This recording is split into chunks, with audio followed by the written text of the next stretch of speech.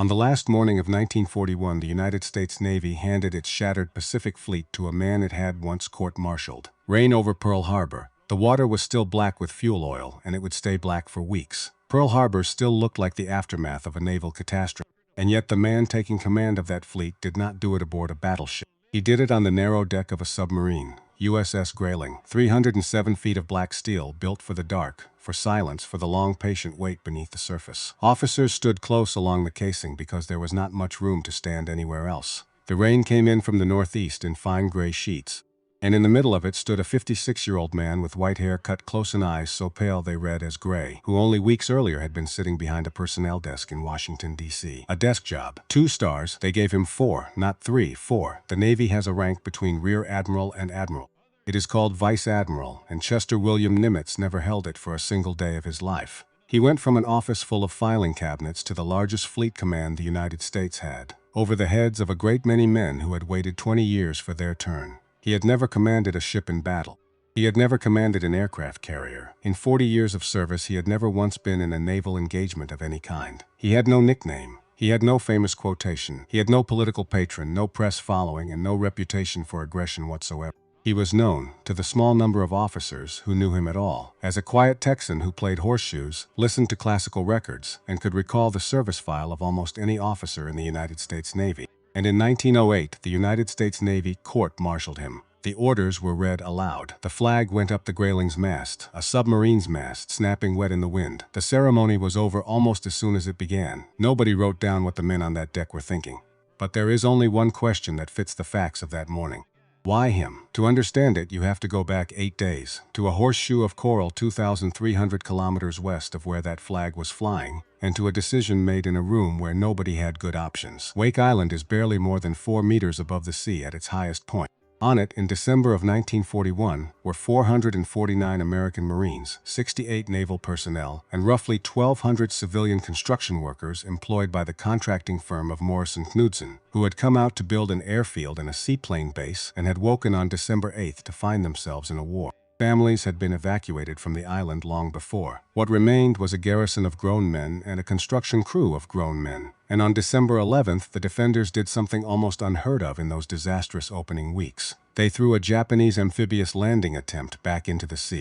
Measured against the map, it was a small thing. Measured against the mood in America that month, it was oxygen, so the Navy sent help. Task Force 14 was built around USS Saratoga, one of 3 American aircraft carriers then operational in the Pacific, under Rear Admiral Frank Jack Fletcher. Its orders were to fight through to Wake, deliver reinforcements, and hold the atoll.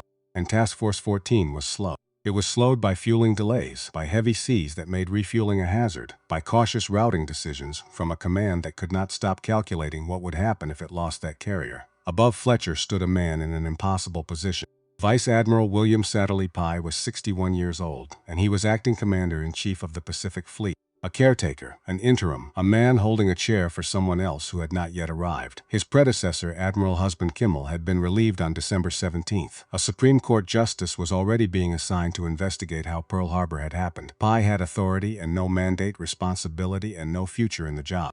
And he knew that the United States had 3 aircraft carriers in the entire Pacific Ocean, and that one of them was steaming toward an atoll that Japanese carrier aviation could reach. On December 22nd, with Fletcher still roughly a day out, the intelligence came in. A second Japanese invasion force was closing on Wake, stronger than the first and covered by 2 fleet carriers detached from the force that had struck Pearl Harbor. Soryu and Hiryu. Pye called his staff together. The operational problem was genuinely brutal. 3 carriers were all the United States had west of California. They were at that moment the only offensive naval striking power the country possessed in that ocean. Losing one to save an atoll that might not be holdable anyway was a trade with no obvious right answer. There is always a version of this decision where a bold commander pushes through, accepts the risk, fights the carrier action, takes the chance that Fletcher's aviators find the enemy first. Pye did not take it. Task Force 14 was ordered to reverse course. The relief of Wake Island was canceled. The message went out to the garrison. There would be no assistance. On December 23rd, after 15 days, the atoll fell. The American Marines and the naval personnel and the civilian construction workers who had held it passed into Japanese captivity. That is the whole of what we will say about what happened to them, because this is not their story, and using their circumstances for emotional pressure would be a cheap thing to do. What matters here is narrower and colder. Wake was lost after a temporary commander, operating under extraordinary uncertainty and in the shadow of Pearl Harbor, chose the course that exposed the Pacific Fleet's remaining carriers to the least immediate risk. The calculation was defensible. The atmosphere in which it was made is the more troubling question. Because that atmosphere had been manufactured, deliberately, 7,600 kilometers to the east, in a city that was not, in that final month of 1941, thinking clearly about anything at all. Frank Knox was 67 years old, and he had seen the harbor with his own eyes. He was Secretary of the Navy, a Republican newspaper publisher serving in a Democratic administration, brought into Roosevelt's cabinet in 1940 as a gesture of national unity. He was a blunt man, a former Rough Rider, and he did not deal in comfortable language. On December 11th, he arrived at Pearl Harbor. He walked the shoreline. He looked at Arizona, at Oklahoma, rolled onto her side like something discarded, at West Virginia, settled into the mud, with her superstructure still standing above the waterline as though she were merely resting. He watched salvage crews working in water that was black with oil. He listened to the officers. He read the reports. He asked the questions. And somewhere in those 2 days, Frank Knox stopped thinking about ships and started thinking about something far more dangerous. Because Knox was a newspaperman before he was anything else, and a newspaperman understands one thing better than an admiral ever will. He understands what a story does to a country. The story forming in America that week was not a story about Japan. It was a story about betrayal, about incompetence, about how the most powerful naval force in the Pacific had been caught asleep on a Sunday morning with its ships moored in neat rows and its aircraft parked wingtip to wingtip on open fields. The public wanted to know how, Congress wanted to know who, and in Washington, the machinery of blame was already turning over. Cold, slow, and hungry, Knox flew back east and delivered his report to the president on December 14th. It praised the courage of the men. It described sailors who had manned anti-aircraft guns without training, crews who had cut through overturned hulls to reach trapped shipmates, pilots who had gotten airborne into a sky already full of enemy aircraft. All of that was true, and all of it was in there. Then came the conclusion that mattered. The attack's initial success, Knox reported, had been made possible by a lack of a state of readiness against precisely this kind of air attack. In both the Army and the Navy, he did not need to reach for a more dramatic phrase. That sentence was devastating enough, and everyone who read it understood why. Knox did not name a single guilty man. He didn't have to. There was only one officer whose job it was to ensure that readiness in the Pacific Fleet. Only one man whose alert status it was. Only one name at the top of that organizational chart.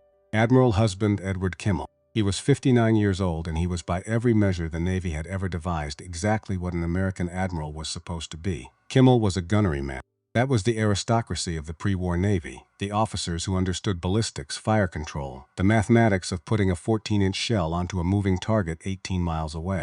He was meticulous to the point of severity. He kept his desk clear, he kept his officers sharp. He worked longer hours than anyone under him and expected them to notice. His entire professional life had been built around one idea, and that idea was the decisive fleet action.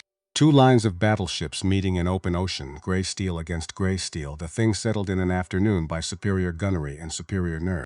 He had reached the absolute summit of that profession. 4 stars, Commander-in-Chief, United States Pacific Fleet. On December 6, 1941, Husband Kimmel commanded the most powerful assembly of warships on the surface of the Earth. 11 days later, he was finished. On December 17th, the Navy Department announced that Admiral Husband E. Kimmel and Lieutenant General Walter C. Short of the Army were relieved of their commands. That was the whole thing. They were not charged with treason. They were not charged with cowardice. They were not charged with anything at all. They were simply removed.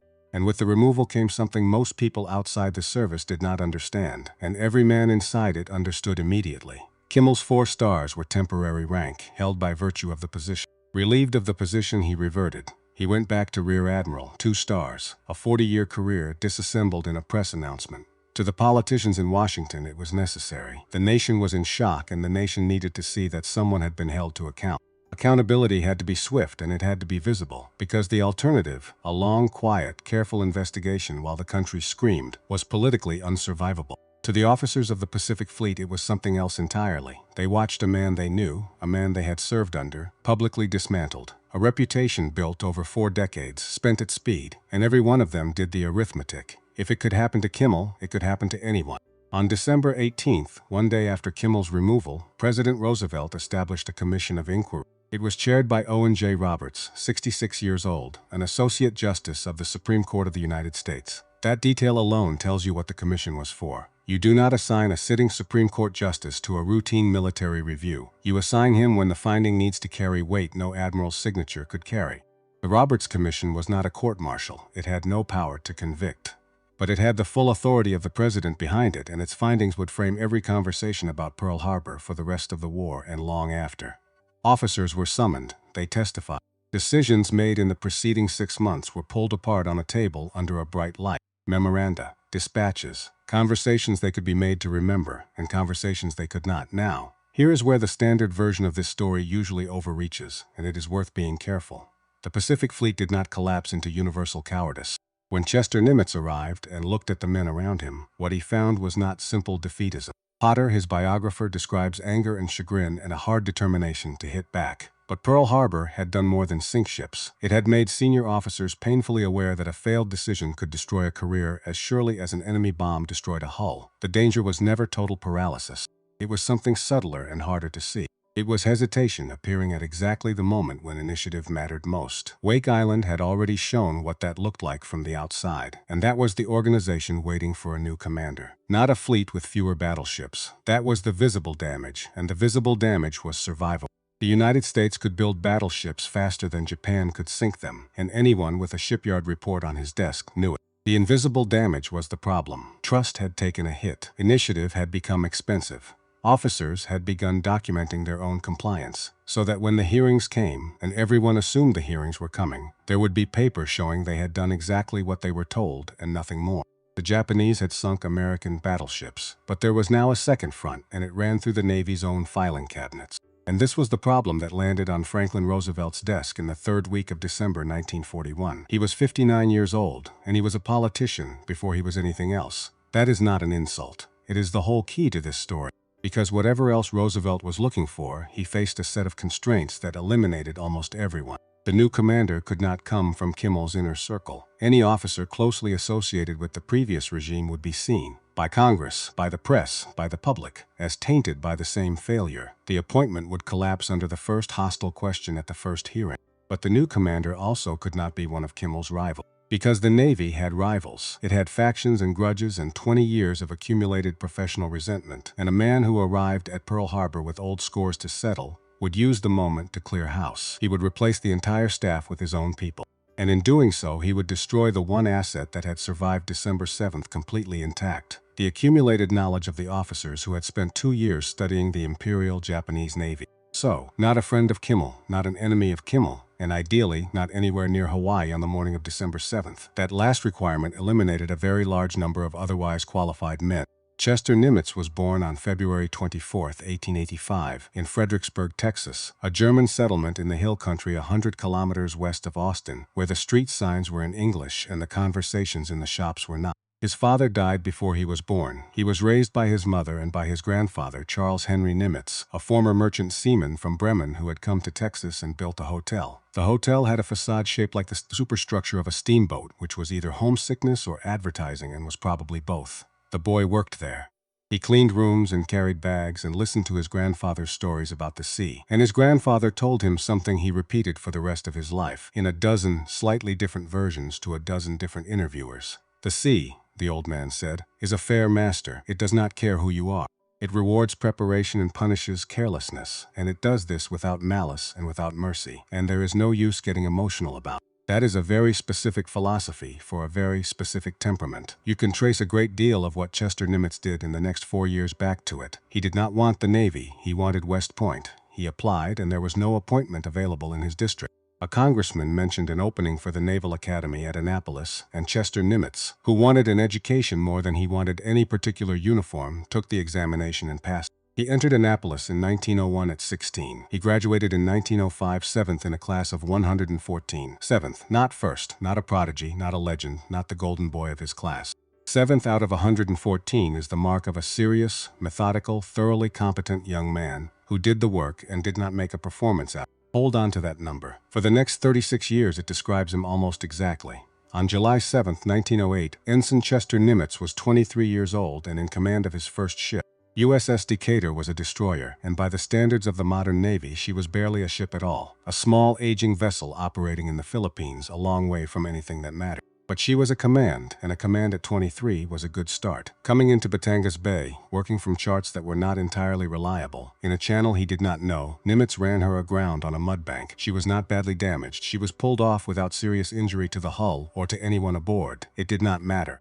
He was court-martialed. The Navy of 1908 did not distinguish between the loss of a ship and the grounding of a ship. A captain is responsible for his vessel. That responsibility is not shared, not divided, not mitigated by charts or fatigue or youth. He was tried, found guilty of neglect of duty, and issued a letter of reprimand.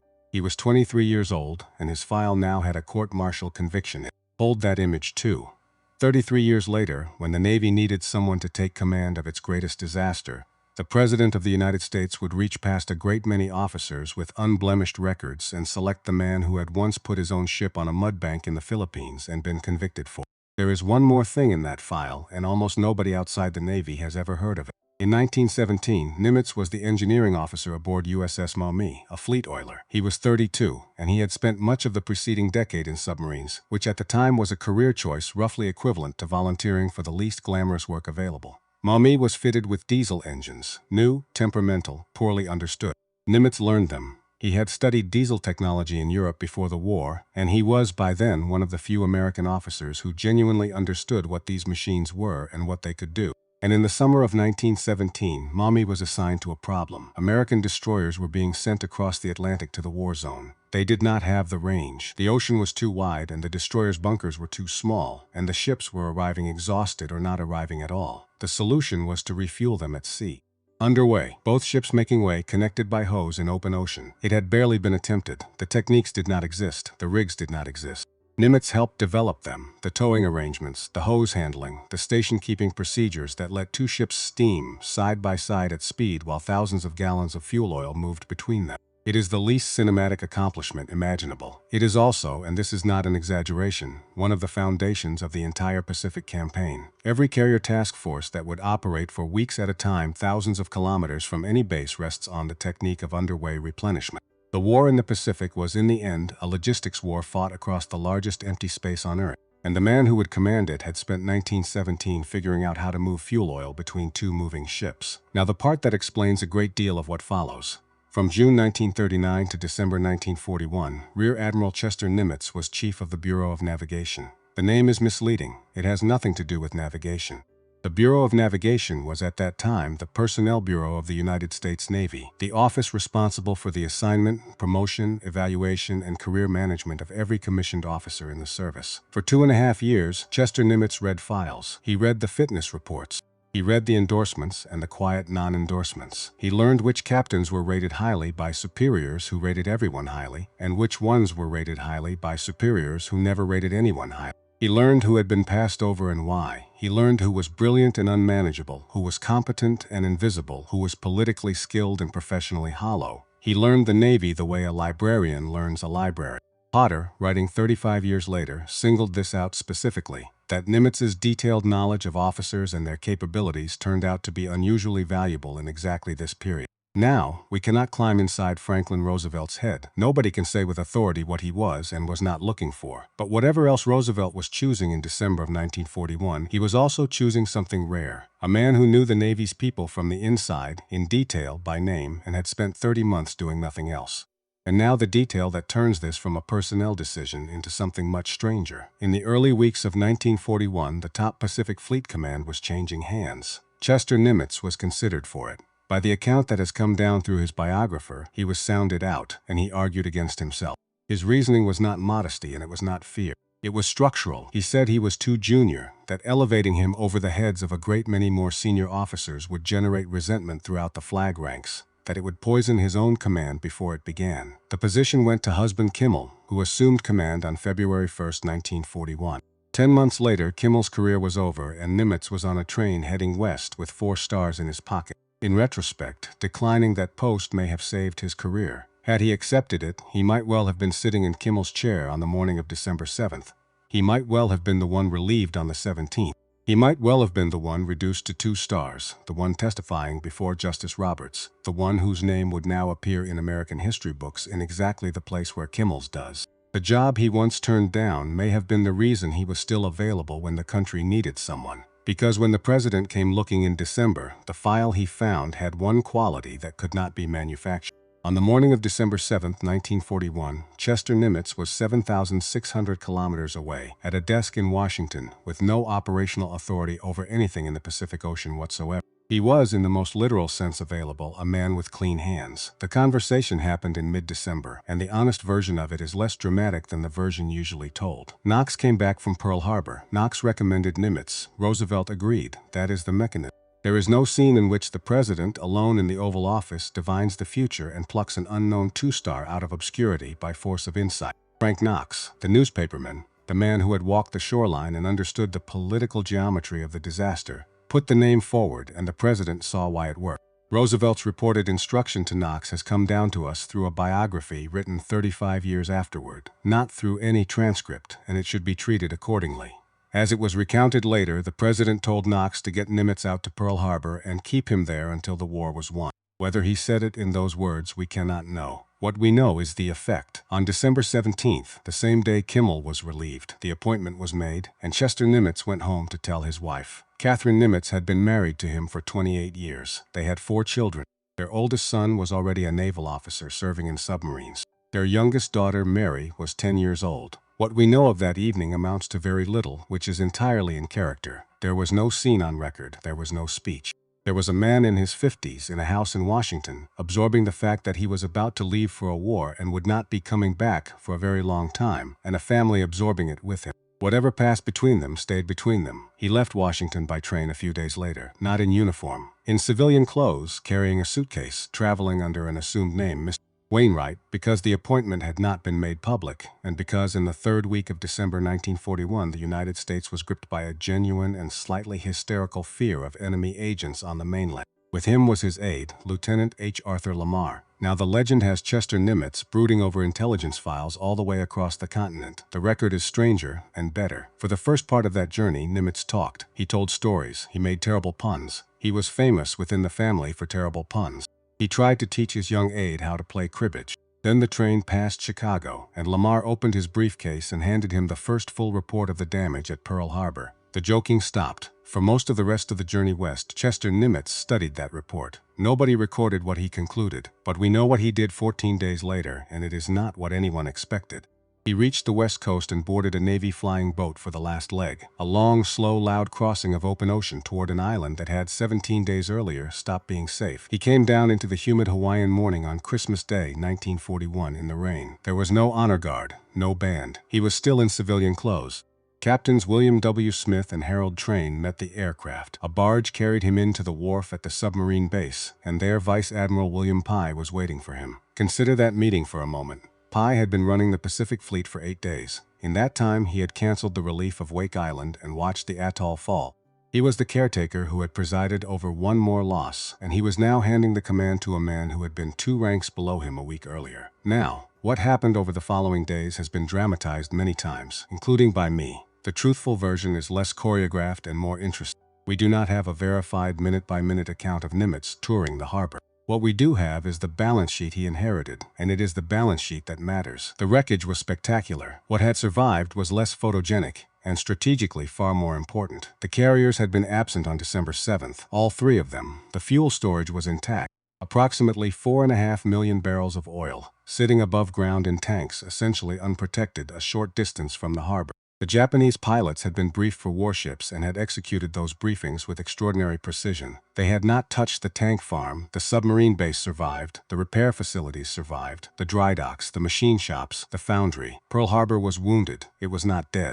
Nimitz would say later, in various forms, that if the Japanese had destroyed the fuel and the repair infrastructure, the damage to the Pacific campaign might have been vastly greater than the loss of the battleships themselves. Without fuel and without a functioning yard, the fleet would have had no forward base at all. Everything would have had to operate from the American mainland, 5,000 kilometers further east. That is an assessment, not a certainty. Nobody can run the alternative war. But it is the assessment of the man who had to fight the actual one, and it explains what he did next, because everyone else that Christmas was looking at the harbor and counting what had been destroyed. The battleships were gone, and the battleship, 9 days earlier, had stood at the absolute center of American naval thinking. The whole architecture of doctrine, promotion, and prestige was built around the line of battle. That architecture had been shaken to its foundations in a single morning. It had not been made irrelevant. Fast battleships would matter enormously later in this war, screening carriers and shelling beaches. But in the last week of 1941, the surviving carriers were the only striking arm the United States possessed that could reach the enemy at all. Nimitz was not inheriting a tomb. He was inheriting a functioning forward operating base with a damaged surface fleet attached to it and a small number of irreplaceable carriers. On December 31st, he formally assumed command. The ceremony was held aboard USS Grayling, a submarine moored at the submarine base. There is a reason that is less mysterious than it sounds. Nimitz had spent years in submarines. He knew that world. There were few other convenient decks available, and the setting was fitting for the man taking the flag. But look at what that image contains. A submarine is not a battleship. It does not fight the old Navy's ideal war. It does not meet the enemy in a line at 10 miles and settle the matter by gunnery. It hunts alone in the dark, and it wins by attrition over months and years. Whether Chester Nimitz intended any of that symbolism, we do not know, and he never claimed he did. No one needed to intend it for it to become real. The war that was coming would be fought exactly that way. From beneath the waves and from the air, across distances that made the decisive fleet action almost a fantasy, and it began with an admiral standing on the casing of a submarine in the rain.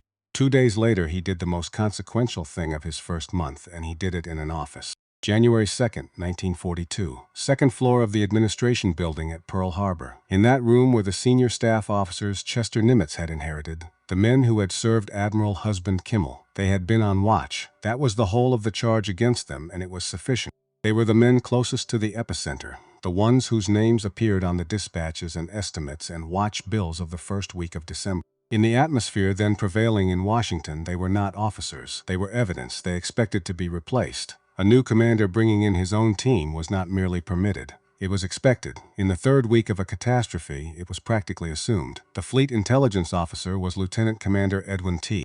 Layton, 38 years old. He spoke Japanese fluently. He had served as an assistant naval attaché in Tokyo in the 1930s and had moved in the same circles as Japan's senior naval officers, learning their names and their habits of mind. For months before the attack, Layton had tracked Japanese naval movements. He had reported again and again that something enormous was in motion. In late November, he had lost the Japanese carriers in the radio traffic. Lost them completely, which he flagged, which he said out loud, which he put in writing. He told Kimmel he did not know where they were. By Layton's own account, written many years afterward, Kimmel made a joke about it. Something about the carriers rounding Diamond Head without Layton knowing. 3 weeks later, Layton was standing in the wreckage of everything. He had been right that a blow was coming. He had failed to say where, and in the private accounting a man does at 3 in the morning, the second thing had erased the first. He offered Nimitz his resignation. Nimitz did not take it. Layton recorded what was said years later, so the words may not be exact. What he remembered was this. The attack on Pearl Harbor had happened, but as far as Nimitz was concerned, all of that belonged to the past. That was it. No absolution, no speech about resilience, no promise that all would be forgiven. Just a line drawn on a calendar and a man on the far side of it saying, "We start here." He kept Layton. He kept the staff, and the reasoning behind it is the part that matters. These officers knew more about the Imperial Japanese Navy than any comparable group in the United States. Not because they had been right, they had not been right about the thing that mattered most, but because for 2 years they had been the only people whose full-time occupation was the study of one specific enemy. That study did not evaporate when it failed. It compounded. To throw it away for political appearance, for the optics of a clean slate, for the satisfaction of a public that wanted to see somebody punished, would have been strategically self-defeating. He needed competence. He did not need officers with unmarked record. He already had the unmarked record. That was his own qualification for the job. He was, in a sense, the only man in the Pacific who could afford to keep everybody else. Understand what that meant, because on paper it looks like mercy, and it was not mercy. It was a reversal of policy. For 17 days, the message running through the Pacific Fleet had been that failure was terminal. Kimmel had proved it. The Roberts Commission was enforcing it, and a new 4-star admiral had just indicated, unmistakably, that in this command the accounting was closed. What would be measured from now on was whether you could do the job. It gave officers permission to be wrong in a meeting without calculating what it would look like in a transcript 2 years later. He won his first significant battle without a shot being fired, and he won it in an office. But there was a harder test, and almost nobody tells this part, because William Pye was still there. Pye was the man who had turned the relief force around at Wake Island. He had done it 11 days earlier. Unlike Kimmel's staff, who could be described as having failed to see something, Pye had made a decision, personally, with his own authority, and the atoll had fallen. Every argument for removing him was available. He was politically radioactive. Cutting him loose would have cost Nimitz nothing and would have signaled cleanly that hesitation had consequences. Nimitz kept him. Not just kept him, used him. Pai stayed at Pearl Harbor. He was given responsibilities. He sat on a board that evaluated operational plans, and in the months that followed his judgment was in the room when major decisions were made. And Nimitz never publicly criticized the Wake decision. Not in 1942, not in 1945, not in any interview he gave for the rest of his life. We cannot read his mind about why, but we can observe the pattern because it repeats and because it is the single most consistent thing about his 4 years in command. Pai's decision belonged to a set of conditions that no longer existed. The institution had helped manufacture those conditions. Punishing him afterward would have purchased nothing except a demonstration, and demonstrations were exactly what had produced the hesitation in the first place. Whatever the reasoning, the record is clear. He did not remove men for having failed. Keep that in view. It comes back in October, and it will explain the hardest decision he ever made. There was a stairwell in the administration building that went down. Most admirals had never used it. At the bottom was a door, and behind the door was a windowless concrete space where the lights burned around the clock because there was no natural light to burn instead. It was cooled by an air conditioning system that ran constantly and failed regularly. The air smelled of cigarettes and coffee, and the particular sour heat of too many men in too small a space for too long. Its inhabitants called it the dungeon. Officially, it was Station Hippo, the combat intelligence unit of the 14th Naval District. In January of 1942, Chester Nimitz walked down those stairs.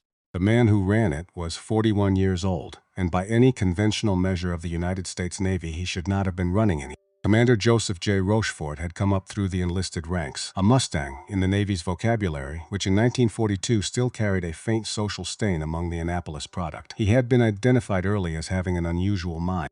The Navy in those years screened for a specific aptitude, the ability to find structure inside apparent noise. Rochefort had it to an extraordinary degree. He had spent 3 years in Japan on language duty. He spoke it, he read it. He understood in a way almost no American officer did how a Japanese naval officer approached a problem, the vocabulary he would reach for, the assumptions he would never think to question. He was also, by universal agreement, difficult. He worked in a red smoking jacket pulled over his uniform because the air conditioning made the basement cold, and he had stopped caring what it looked like. He wore carpet slippers because he was on his feet most of the day and much of the night. He slept on a cot in the corner when he slept at all, and his relationship with his own headquarters in Washington was, to put it gently, hostile. His team was a collection of unusual people assembled with deliberate care: mathematicians, puzzle solvers, officers who had washed out of other specialties and been rerouted to a discipline where an odd mind was an asset, and there was the band. USS California had been sunk on December 7th. Her ship's band survived.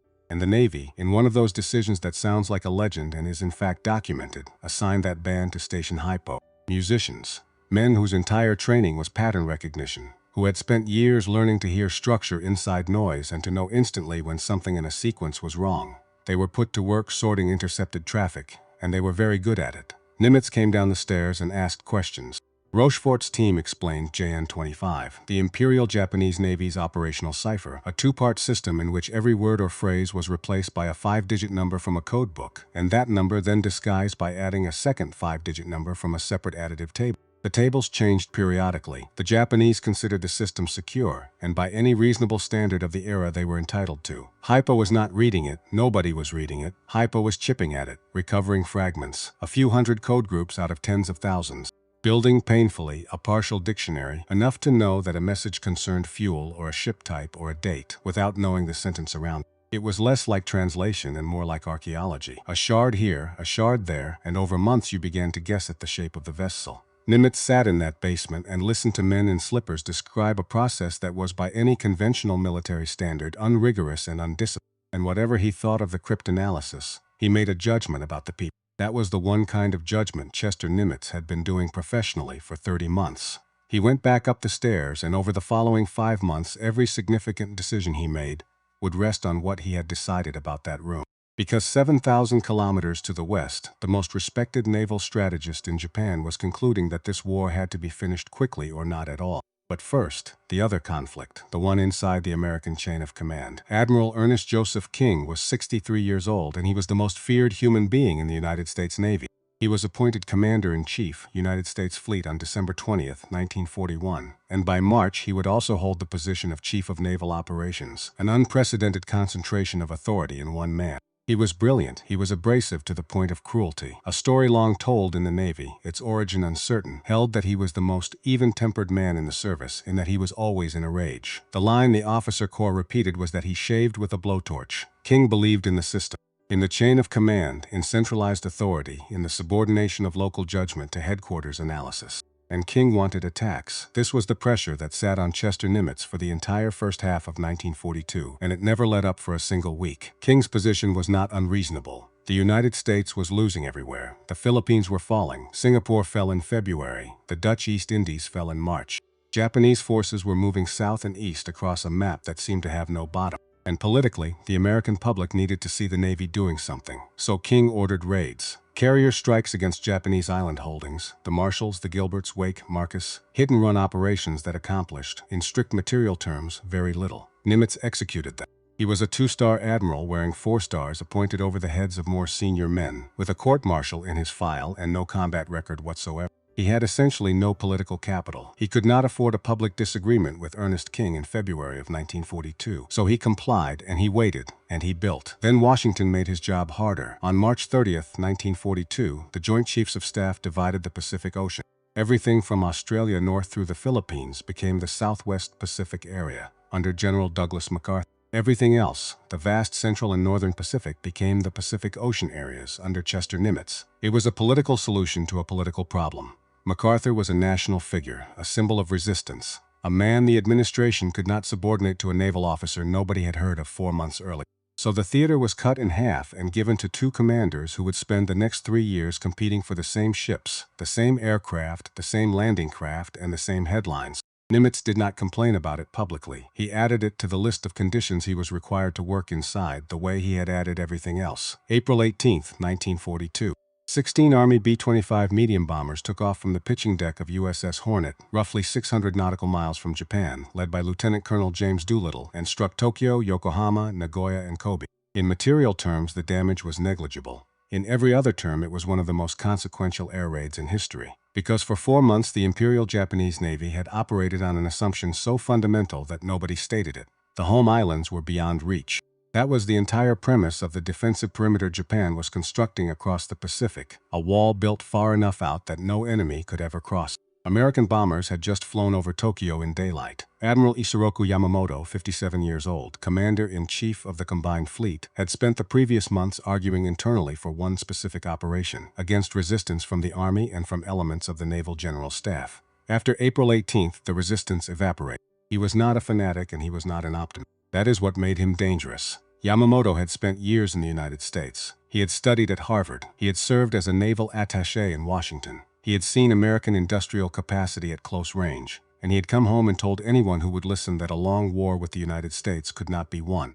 Asked before the war what would happen if Japan fought America, he said he could run wild for 6 months or a year, and that after that he had no confidence at all. That was not bravado, it was an estimate, and every month that passed made it more precisely correct. So his entire strategy rested on a single premise.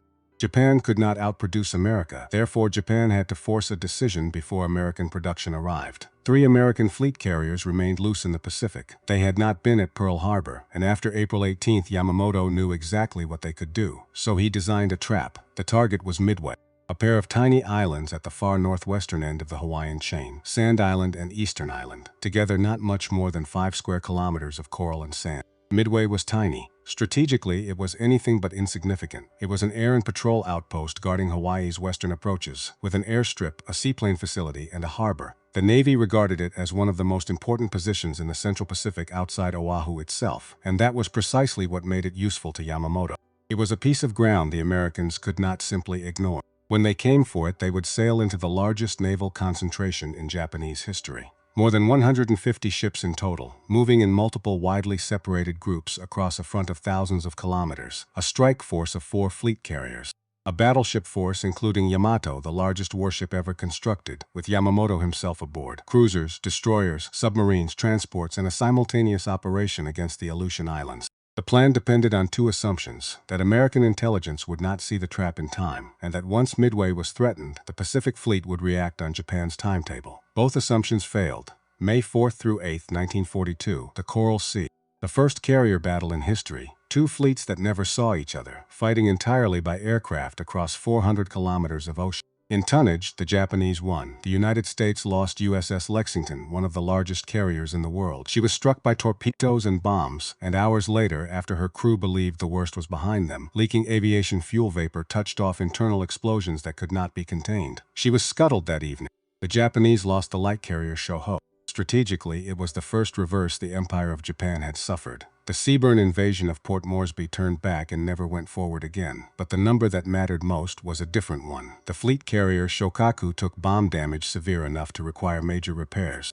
Her sister Zuikaku survived undamaged, but her air group had been badly cut up, and the Japanese, unlike the Americans, had no system for rapidly reconstituting a carrier air group from replacement pools. Two of Japan's 6 fleet carriers would not be at Midway. Yamamoto would attack with 4 instead of 6, and there was one more casualty of the Coral Sea, and she came home to Pearl Harbor trailing oil. USS Yorktown had taken a single Japanese bomb of the 250-kilogram class. It punched through several decks before detonating deep inside her. 66 of her crew were killed or wounded. Fires burned for hours. Her structural framing below the flight deck was damaged. She was still afloat. She was still making way. She was in every professional assessment out of the war for months. 6 days before Yorktown limped home, Chester Nimitz did something no other theater commander in that war did. He got on an aircraft and flew to Midway, 2,100 kilometers northwest of Pearl Harbor, a 4-engine flying boat, most of a day each way, to visit a coral atoll with a runway. He landed on May 2, 1942. 2 officers received him, Commander Cyril T. Simard, the naval officer commanding the air station and the senior man on the atoll, and Colonel Harold D. Shannon, 53 years old, American Marines, who commanded the ground defenses. Nimitz went over the island with both of them. The gun positions, the fuel storage, the aircraft revetments, the beach defenses, the water supply. He asked about ammunition and aviation gasoline and how many men they had. And then he asked the question that characterizes his entire command style. He asked what they needed to hold the island. Not can you hold it, not will you hold it, what do you need? They gave him a list: additional aircraft, anti-aircraft weapons, more men, more ammunition, more fuel, mines, wire, radar. Nimitz went back to Pearl Harbor and sent it. Note the date because it is the whole point. It was May 2nd. Rochefort's basement had been telling Nimitz for weeks that the Japanese were preparing an operation against a target designated AF. Nimitz had no confirmation. He had no authorization to divert scarce resources to a coral atoll on the strength of a cryptanalytic judgment. He reinforced it anyway, more than a month before the battle, before the confirmation, before the argument in Washington was settled. Whatever else that was, it was a man spending real resources on a conclusion he had already reached about which of his subordinates to believe. In the second week of May, the volume of Japanese naval traffic climbed sharply. Not the content, the volume. Hypo could not read most of it. What Hypo could do was count, and the count said something enormous was in motion. Call signs for fleet carriers, call signs for battleships, troop transports, oilers, minesweepers, submarines, converging, coordinating, pointed at a single objective. Rochefort's men pulled recognizable fragments out of the noise: a date range, force compositions, refueling rendezvous, and a designator for the target, AF, 2 letters. Somewhere in the Pacific there was a place the Imperial Japanese Navy called AF, and in about 3 weeks they were going to hit it with everything they had. Rochefort was convinced it was Midway. He was convinced on the basis of accumulated context. The geographic designators Hypo had reconstructed over months, the pattern of prior usage, the direction of the traffic, the composition of the force. But conviction is not proof, and Rochefort was honest enough to say so. And here is the twist that almost every telling of this story gets wrong. What happened next did not come from Joseph Rochefort. It came from a man named Wilfred J. Holmes, 41 years old, whom everyone called Jasper. Holmes was a Naval Academy graduate, class of 1922, who had served in submarines and been retired for medical reasons in 1936. He had gone to the University of Hawaii and taught engineering. He wrote submarine fiction on the side for the magazines. When the war came, the Navy called him back and put him in the basement, and Jasper Holmes happened to know something about Midway that had nothing to do with cryptanalysis. He knew the atoll had no natural fresh water, not a river, not a spring, not a well.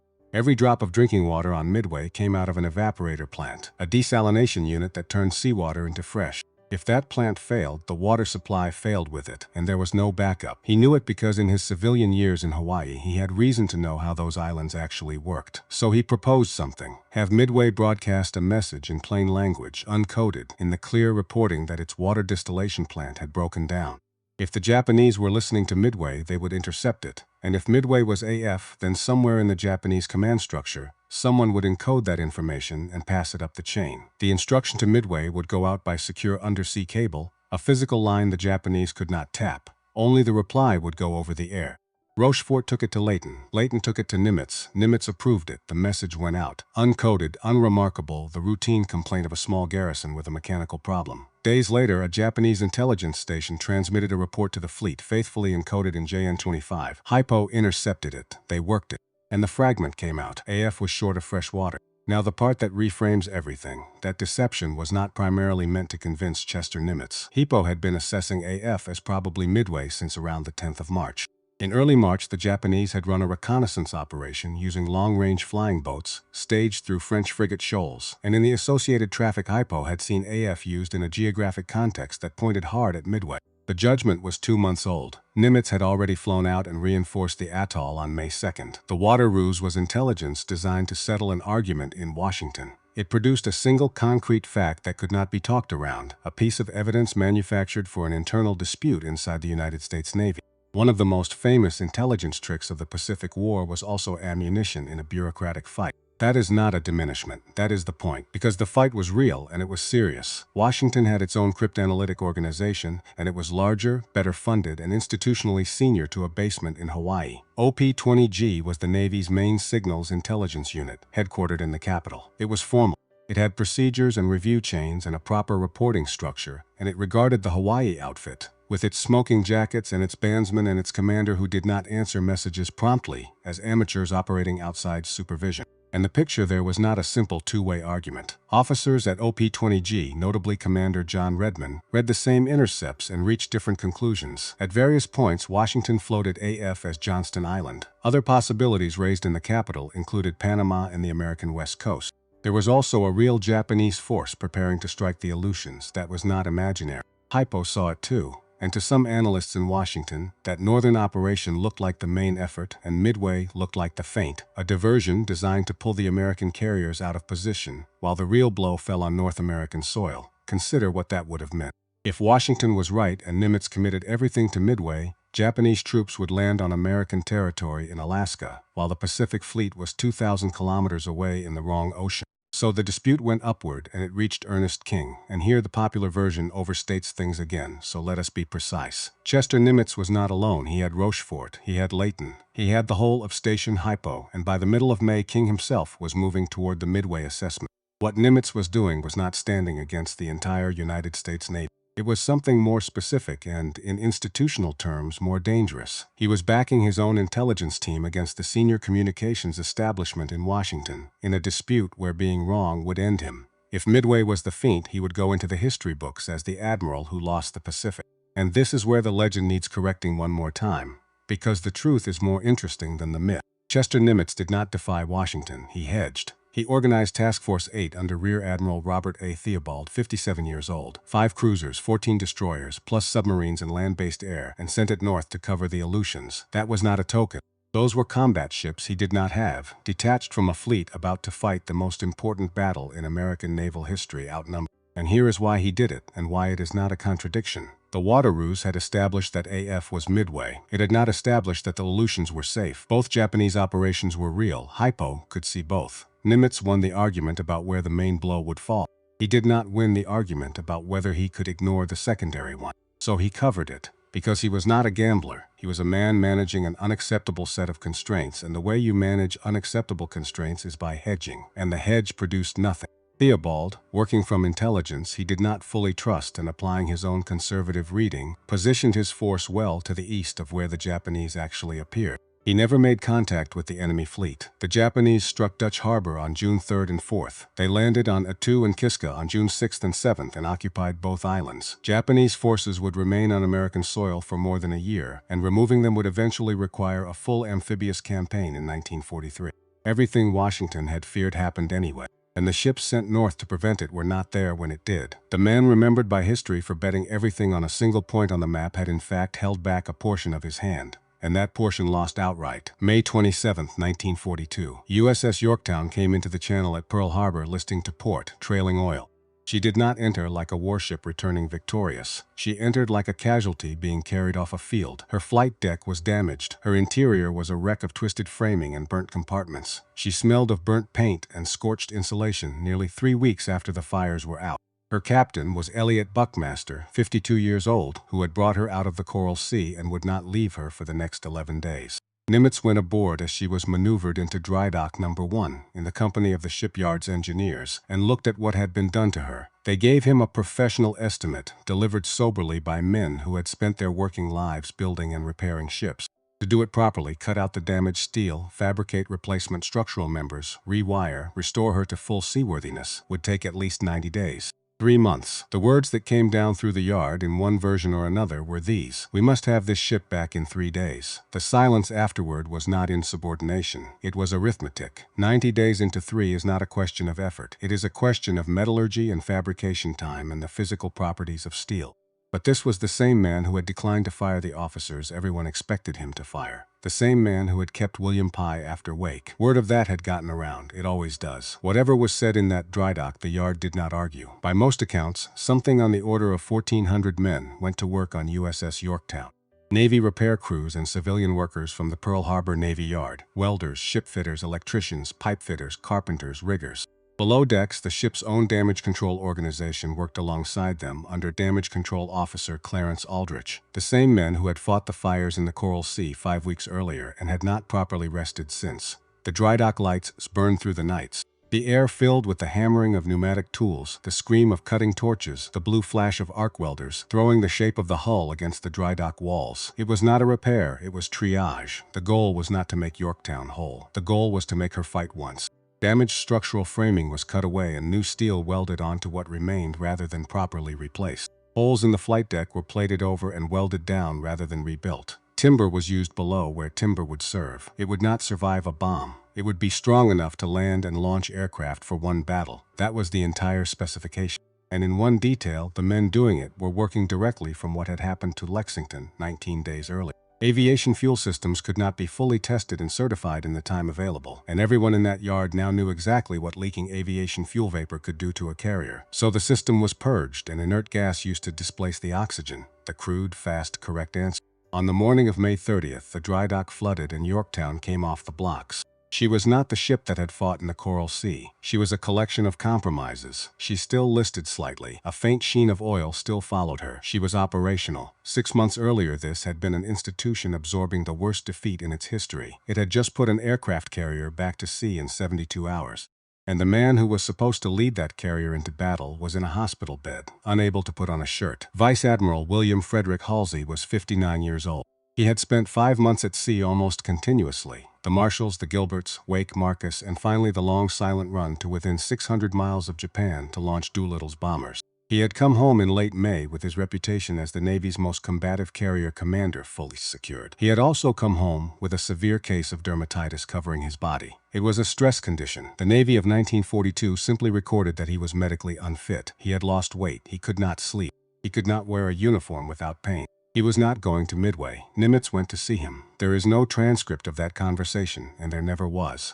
What we have is the outcome, and the outcome is one of the most consequential personnel decisions of the Second World War. Halsey, knowing he could not go, knowing the battle was days out, knowing exactly what he was handing away, recommended his own replacement. He named Rear Admiral Raymond Ames Spruance. Spruance was 55 years old, and he was, by conventional standards, a surprising choice. He was a cruiserman. He commanded Halsey's screening force, the ring of cruisers and destroyers that surrounded the carriers and protected them. That was his expertise. Surface ships, gunnery, formation work, anti-aircraft defense. He had never commanded an aircraft carrier task force. He was not an aviator. He had never qualified as a naval pilot, never landed on a flight deck, never commanded an air group. That mattered more than it sounds like it should, because in 1942 the United States Navy was 2 navies wearing the same uniform. There were the black shoe officers, the surface fleet, the battleship and cruiser men, the traditional line of the Navy. And there were the brown shoes, the aviators. They wore different footwear with khakis, and the footwear had become a tribal marker. They had their own culture, their own vocabulary, and their own barely concealed conviction that the surface fleet had not noticed the war had changed. Raymond Spruance was about to be handed USS Enterprise and USS Hornet, the core of all remaining American naval striking power in the Pacific, with a staff of aviators who had served under Halsey and would be measuring him against Halsey from the first hour. Nimitz listened to Halsey, he met with Spruance, and by every account he decided quickly. He was not evaluating flight experience. He could not. He was not an aviator either. He was evaluating a man. What the record shows about Spruance is a quiet, exceptionally intelligent officer who did not talk more than necessary, thought in numbers, and whose fitness reports over 20 years described a mind that held its shape under pressure. He walked several miles a day, he read. His own staff knew him for asking a question, listening to the entire answer, and then saying nothing for a while. The American plan for Midway was built entirely on intelligence. Executing it required a commander who would hold to the plan, weigh the reports as they came, and resist the pull toward a spectacular gesture. Whatever Nimitz was looking for, that is what he selected. On May 28th, Task Force 16 sailed, Enterprise and Hornet, under Spruance. On May 30th, Yorktown followed with Rear Admiral Frank Jack Fletcher, 56 years old, who as the senior officer present would hold tactical command. Before they went, Nimitz issued a written directive, and it contains the single most important sentence he wrote during the entire war. He instructed his commanders to be governed by the principle of calculated risk, which he then defined. Because he did not trust a phrase to carry its own meaning, they were to avoid exposing their force to attack by superior enemy strength, without good prospect of inflicting greater damage in return. Read that again, because it is not what people think it is. It is not a call to boldness, it is a formula, a permission and a constraint in the same sentence. The permission: you may take enormous risks. You are cleared to sail 3 carriers into a force twice your size. The constraint: only if the arithmetic works. That directive is the reason Raymond Spruance made the decision he made on the night of June 4. We will come to it. The rendezvous was a position in empty ocean, roughly 325 nautical miles northeast of Midway. There was nothing there, no island, no landmark, just coordinates on a chart chosen because they placed the American carriers on the flank of the approach route that a basement in Hawaii had predicted. Someone had labeled it Point Luck. 3 aircraft carriers, one of them patched together in 72 hours, took station at a mathematical abstraction in the middle of the Pacific. There was no reserve. Every operational carrier the United States possessed in that ocean was at that point.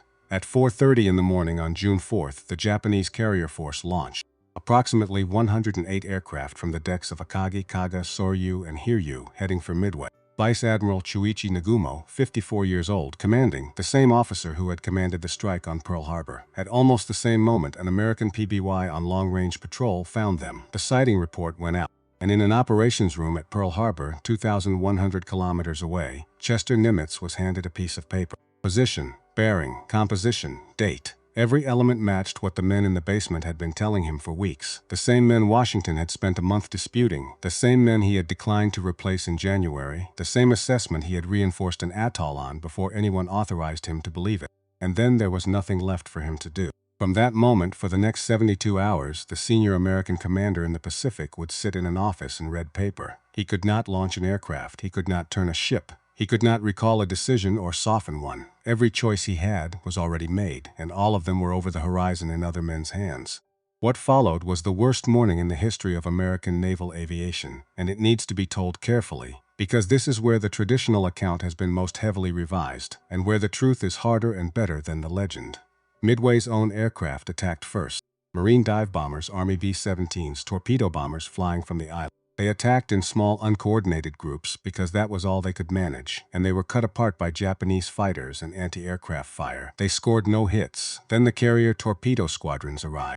They came in 3 separate waves at 3 separate times, because the American launch had been disorganized and the squadrons had lost contact with their fighter escorts. They attacked without fighter cover. They attacked in the Douglas TBD Devastator, obsolete by any measure, slow and armed with torpedoes that frequently failed to run correctly even when dropped correct. They flew straight and level at low altitude toward the largest concentration of anti-aircraft fire on the planet, with the finest carrier fighters in the world waiting above them. Torpedo Squadron 8 from USS Hornet went in first. 15 aircraft, 30 crewmen, 29 did not come back, 1 man survived. Torpedo Squadron 6 from Enterprise lost 10 of 14 aircraft. Torpedo Squadron 3 from Yorktown lost 10 of 12. Of 41 Devastators committed, 35 were lost. They scored no torpedo hits. That is the number. And the number is where we will leave. These were grown men who understood exactly what they were flying into and flew into it anyway, and what they did does not need decorating. But it does need accuracy, because for 80 years the story has been told one particular way, and that way is too neat. The traditional version says the torpedo squadrons dragged every Japanese fighter down to sea level and left an empty sky above the carriers, and that this is why the dive bombers succeeded. Modern scholarship does not support it in that form. What is defensible is this. The Japanese Combat Air Patrol had been fighting almost continuously through the morning. repeatedly descending to engage low-level attackers while the carriers maneuvered hard beneath them. The American attacks kept the Japanese formation reacting rather than acting, and at the critical moment, the Japanese defense failed to detect and intercept the dive bombers in time. Their sacrifice needs no myth to make it extraordinary. At Pearl Harbor, the reports came in fragmentary, delayed, and contradictory. There were no images, no map with symbols moving across it. There were dispatches on paper, arriving out of order, saying that the attacks had gone in and that no Japanese carrier had been hit. For a substantial part of that morning, everything Chester Nimitz knew about the battle told him it was going bad. He had backed a basement against his own headquarters. He had sent every operational carrier the United States possessed to a point on an empty chart against a force twice its size, and the paper on his desk said the attacks had failed. There is no record of him saying anything. There was nobody in that room who would have written it down. He waited. At around 10:20 in the morning, two American dive bomber formations, which had been searching separately, had nearly run out of fuel and had found the enemy by entirely different chains of luck and judgment, arrived overhead within minutes of each other. Lieutenant Commander Clarence Wade McCluskey's group from Enterprise had been flying an expanding search after finding empty ocean where the enemy should have been. He found a lone Japanese destroyer running at speed and followed its wake. Lieutenant Commander Maxwell Leslie's group from Yorktown arrived from a different bearing at almost the same moment. By coincidence, they pushed over into their dives. 4 Japanese aircraft carriers had operated with impunity for 6 months.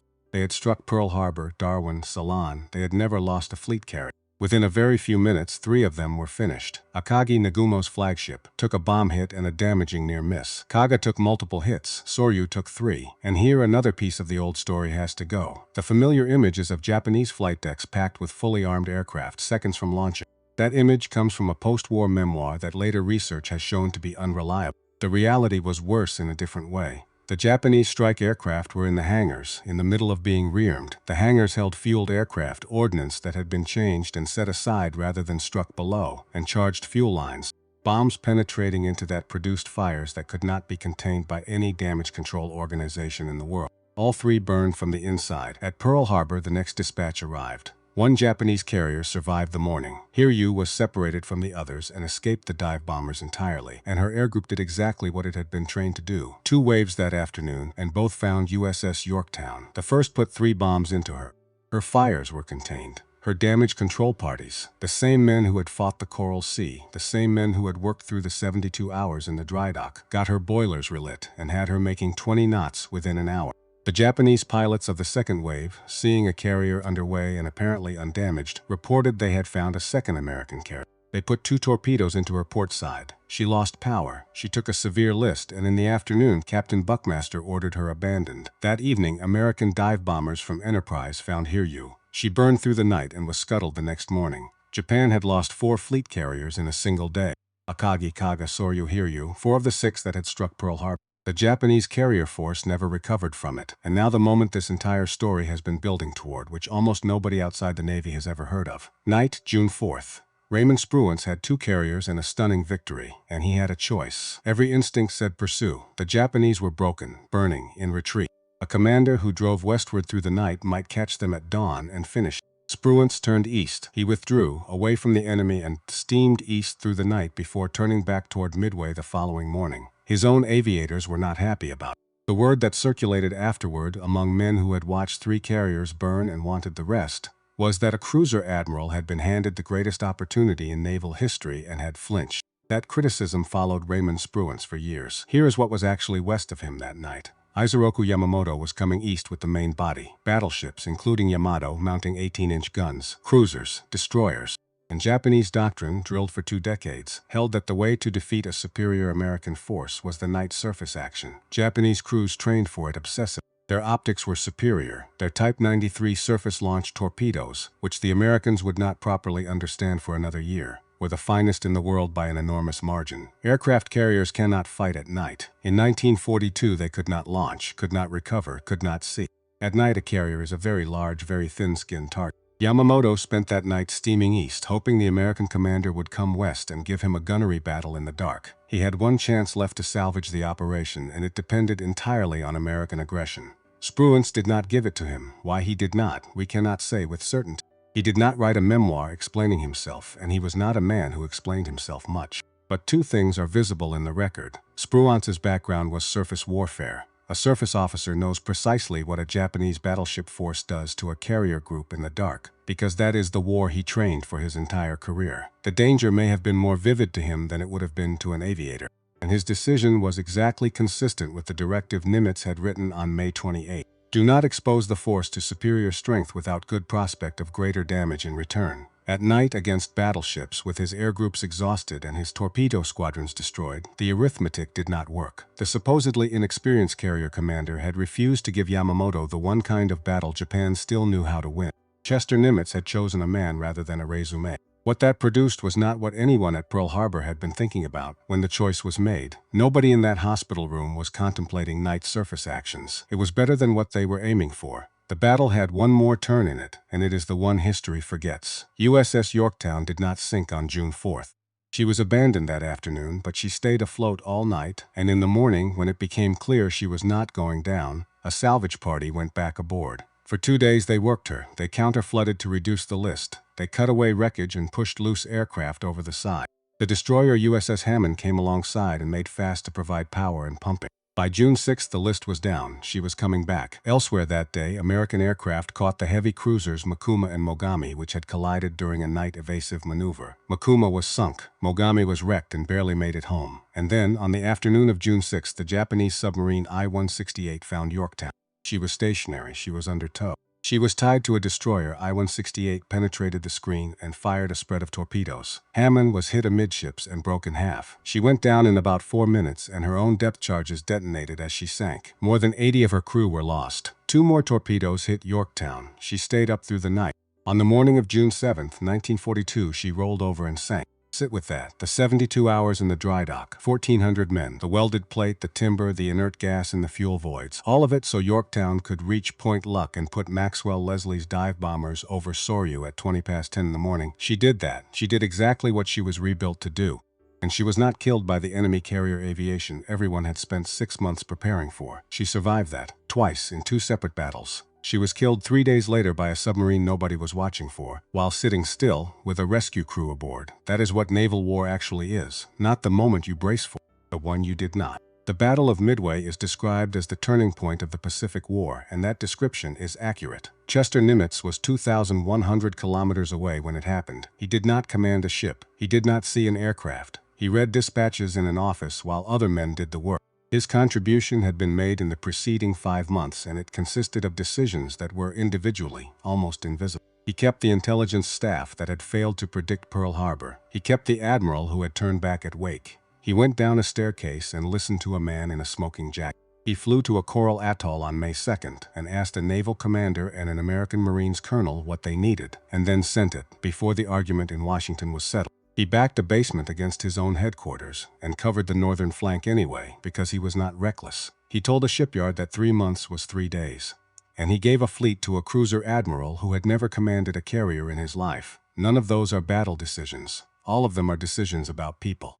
Which brings us to October of 1942 and the hardest thing Chester Nimitz ever did.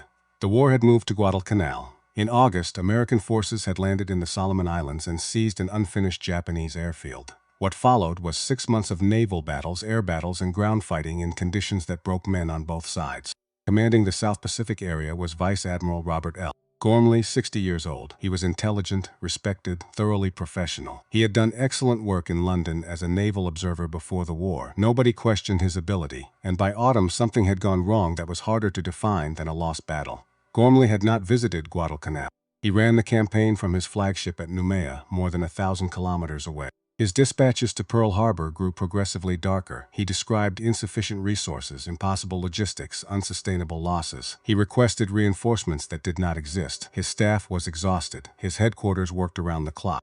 And the tone coming out of it read increasingly like an organization assembling the reasons a position could not be held. Nimitz went south at the end of September to see for himself. He flew to Noumea. He met Gormley. Then he did what Gormley had not done. He flew to Guadalcanal, walked the ground in the rain, and talked to the Marine commander and to the pilots living in tents beside the airstrip. He came back to Pearl Harbor and thought about it for 2 weeks.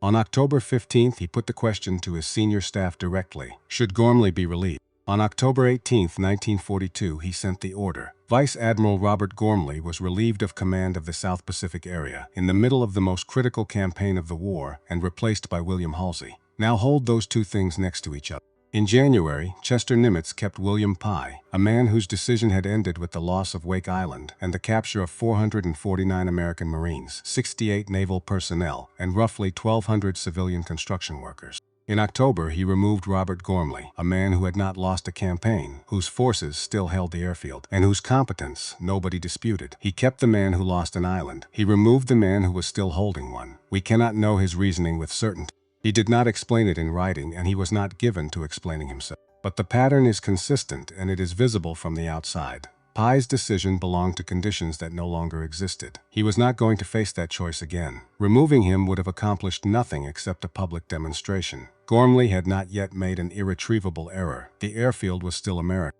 But Nimitz had gone to Noumea and looked at a headquarters, and what he came away with was a judgment about what was going to happen next. He did not relieve Gormley for a mistake. He relieved him before one. That distinction is the whole of it. It is not strategic brilliance, and it is not tactical genius. It is the ability to look at a human being and form a judgment about how that person will behave under pressure that has not arrived yet.